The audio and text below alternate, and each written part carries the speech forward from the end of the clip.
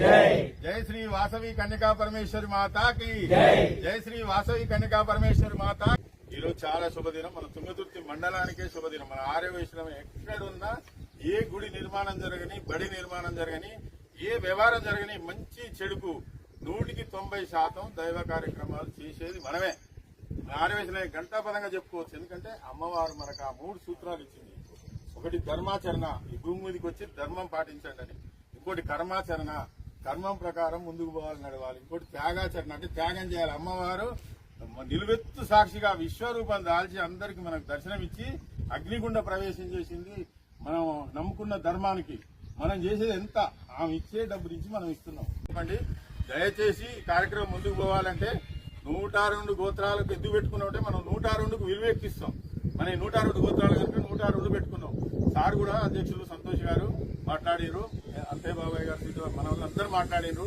ఈ స్థలము, ఇది కొనటము, దీన్ని నిలబెట్టడము, దీన్ని ఈ స్థాయికి తీసుకురావడానికి ఈ సమితి ద్వారా అయితే, మన ఆర్యవైశ్య సంఘాల సభ్యుల ద్వారా అయితే, ముందు మన అందరికి కూడా అందరికి ధన్యవాదాలు తెలుపుదాం. ముందు అందరికి ధన్యవాదాలు తెలుపుతూ నేను మాట్లాడేది ఏంటంటే, ఖచ్చితంగా మనం చేరుతూ మనం ఒక్కరిని ఎవరినో ఏ మండలమైనా లేదనుకున్నాం, మనం ప్రయత్నం చేద్దాం.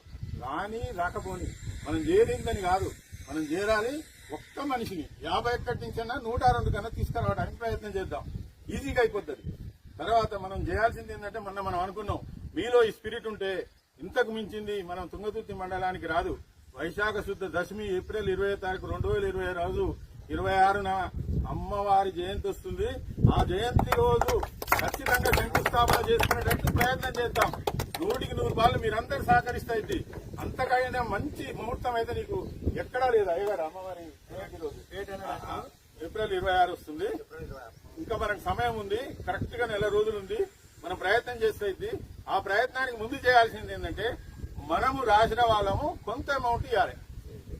ఎంత ఇద్దాం, ఇస్తే ఏమైందంటే బోరేస్తాం. ఫస్ట్ అయ్యగారు స్థపతి దగ్గరికి తీసుకెళ్తాడు. స్థపతి వస్తాడు, ప్లాన్ చూసి ఆయనే వస్తాడు. మనం ఫోన్ చేస్తే ఆ స్థపతి ఏం చేస్తాడంటే, పిల్లలు 2 వస్తాయి, గర్భాలయం ఎంత పెట్టాలి, 3 గర్భాలయాలా, 1 గర్భాలయమా, మన నిర్ణయం తీసుకుని మన ఖర్చు ఎంత చూసుకుని ఎన్ని పిల్లర్లు వస్తాయి, ధ్వజస్తంభం కూడా వస్తుంది, ఏమేమి బొమ్మలు వస్తాయి, అవన్నీ కూడా శిల్పుల ద్వారా ఆయన ప్రకటిస్తాడు. సుతారి, బిల్డింగ్, పిల్లర్లు, ఇదంతా మన లోకల్ సుతారి, మనకు నచ్చిన వ్యక్తి ఎవరో ఒకరు. అయితే దీనికి 26 రోజుల సమయం ఉంది కనుక మన వ్యాపారాలు ఈ రాత్రి నుంచే కొంచెం పక్కకు పెట్టి, అంటే మొత్తం పక్కకు పెడితే దీనికి ఇయ్యలేం, కానీ మనం ఖచ్చితంగా 2 గంటలన్న సమయం పెట్టి ఆ రోజు ఆఫీసు మరి ఎందుకు మన కుర్చీలు కూడా తెప్పించి పెట్టిండు. మీరు దయచేసి ఆఫీసును ప్రారంభిస్తే ఎవరైనా వచ్చి మీ ఆఫీసు ఉంది ఓకే, కానీ మన ఆఫీసు ఉంటే ఆ కథ వేరే ఉంటది. మనదే దానికి కూడా అధ్యక్షుడు మీరే కనుక ఆఫీసు కూడా బాబాయ్ గారు. మరి మీరు ఎన్ని రోజులైనా గుడి నిర్మాణం వరకు మీరు కొందరు లేరు కనుక స్వచ్ఛందంగా లక్ష్మీ బాబాయ్ గారు 2 రూమ్లు ఉన్నాయి, వెనక రేట్లు కూడా ఉన్నాయి, మంచిగా వాడుకుంటున్నారు. మరి అమ్మవారి పారాయణం గురించి మన మహిళలతో కొంచెం సంప్రదించి అమ్మవారి శక్తి ఇస్తుంది మనకు. అమ్మవారి అభిషేకం పారాయణం అయితే ఆటోమేటిక్ గా శక్తి ఇస్తుంది. అది కూడా ప్రయత్నం చేసి మరి ఆ కుర్చీలు కూడా తెప్పించినాం, రెడీగా ఉన్నాయి. అవి కూడా మరి ఇప్పుడు ఆలోచన చేసి డోనర్స్ ఆ రోజు 20 మంది 25 మంది కుర్చీలు కూడా ఇస్తా అన్నారు. అది కూడా ఆఫీస్ ప్రారంభించి ఎన్ఆర్ఐ కమిటీ ఒకటి ఏంటి సార్, ఎన్ఆర్ఐ కమిటీ అంటే వాళ్ళే చూసుకుంటారు. ఈ మండలంలో బయట దేశాలలో ఏ దేశంలో ఎవరు ఏ తండ్రి చెప్తే ఏ కొడుకు ఇస్తాడు, అది ఒకటి వస్తుంది. అంటే ఒక 5 3 వేయండి మీరు. ఎన్ఆర్ఐ కమిటీ అంటే వాళ్ళే ఫోన్ మాట్లాడతారు. మీ 3 ఉంటారు ప్రతి దాంట్లో, పిఎస్టీలు అందరూ ఉంటారు, కానీ వాళ్ళే మాట్లాడతారు. తర్వాత ఆలయ కమిటీ అంటే నిర్మాణ కమిటీ వీళ్ళుంటా ఆలయ నిర్మాణంలో వాళ్ళే ఉండాలి. వాళ్ళకే మీకు ఏది కావాలో వాళ్ళకి సలహాలు ఇవ్వండి. అట్లా కమిటీలు వేసుకోండి. విరాళాల కమిటీ, ఈ 3 కమిటీలు ఉండాలి ఖచ్చితంగా. ఈ దేవాలయం ఉండాలి ఆలయ నిర్మాణ కమిటీ, ఎన్ఆర్ఐ కమిటీ, దేవాలయ నిర్మాణ కమిటీ, ఇది విరాళాల కమిటీ. అంటే వాళ్ళతో పాటు మిగిలిన కూడా పోవచ్చు, కానీ వాళ్ళు ఖచ్చితంగా పోవాలి.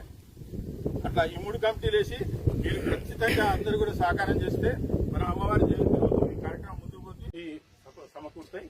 మరి అవకాశం ఇచ్చినందుకు అందరికీ పేరు పేరున